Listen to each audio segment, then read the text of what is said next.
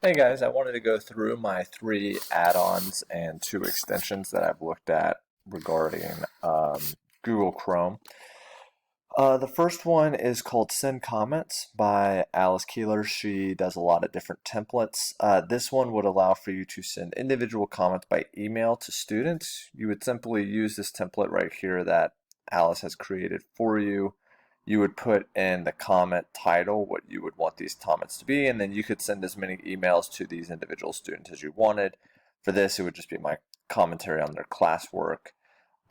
You would then go to add-on, you would click on send comments. It opens this right here, and then you would just send the emails to the students. For my next one, I have a form limiter. I use Google Forms for a lot of my quizzes right now, but you want the quizzes a lot of times to be timed. Now you can do this manually, but it's pretty burdensome, especially if a student isn't able to be in class at the time that they're taking their quiz. So this allows for you to set a time limit. What you would just do is you would go to date and time, and this would tell you the exact date and time that you would want this to be turned in, and then it would stop accepting responses. You could also do it by the number of form responses that a student has sent in. So a student maybe would have unlimited time, but only 2 times to take the quiz or something like that.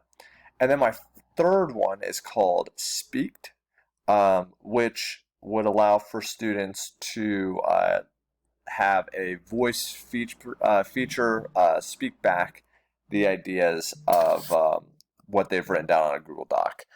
This is not allowed by my administration, and I'll be discussing this in my blog post because I've actually really figured out that almost no Word-based or Excel-based sheets add-on is allowed by my administration, which I find interesting because especially for a lot of English language learners, they're incredibly helpful. For my extensions, I have two of them. The first one is one that would help me, not necessarily the students, although it could help the students as well, which is called Stay Focused, which essentially will allow for you to block a site for however many minutes you want to set. So let's say that I'm on Facebook too much.